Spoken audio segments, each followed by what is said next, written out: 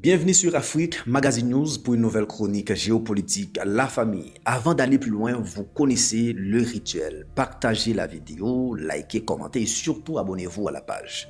Selon plusieurs récits qui circulent, l'Iran aurait refusé à l'Agence internationale de l'énergie atomique, l'AIEA, l'accès à certains sites nucléaires.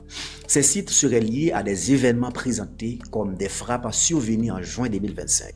Position de l'Iran. Pas de visite tant que ces conditions ne sont pas satisfaites.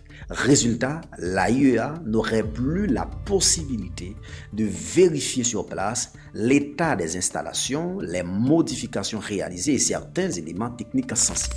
Rappel important, chers amis. L'AIEA est l'organisme chargé de vérifier, sur demande et selon les accords, le programme nucléaire d'un pays. En temps normal, l'AIEA inspecte par exemple les stocks, le niveau d'enrichissement, les dispositifs de contrôle et le respect des engagements. Mais après des frappes ou des dégâts, la question devient plus sensible. Par exemple, la sécurité, la souveraineté et risque de fuite d'informations. Et justement, dans ce récit, un point revient. La méfiance iranienne envers l'AIEA, oui, et envers son directeur, Raphaël Grossi. Certaines accusations parlent de fuite d'informations sensibles. Attention, ce sont des allégations à mon avis, pas de preuves publiques à ce stade. On a 4 acteurs au cœur du dossier iranien. Premièrement, l'Iran qui dit défendre sa souveraineté et son nucléaire civil. Il y a l'AIEA qui veut inspecter pour vérifier, les États-Unis d'Amérique perçus par Téhéran comme un adversaire stratégique. Et enfin, les Européens souvent alignés sur la logique de contrôle et de pression. Et il y a un élément central, la confiance. La confiance. Quand la confiance technique disparaît, tout devient politique. Voici la question clé. Pourquoi l'Iran ferme-t-il l'accès? Première hypothèse, l'Iran veut un nouveau protocole de sécurité. Un cadre strict des garanties pour éviter toute exploitation d'informations.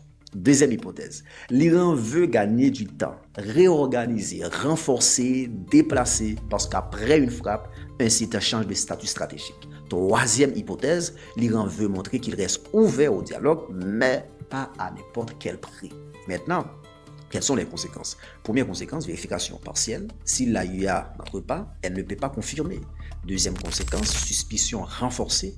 Les adversaires de l'Iran peuvent dire s'ils refusent, c'est qu'ils cachent quelque chose. Troisième conséquence, montée des tensions, le climat technique devient confrontation politique et au milieu, le risque est clair. Chacun interprète les faits selon sa stratégie et ses propres intérêts. En résumé, une chose est claire. Dans ce dossier, le nucléaire n'est plus seulement une question scientifique. C'est une guerre de récits, de confiance et de souveraineté.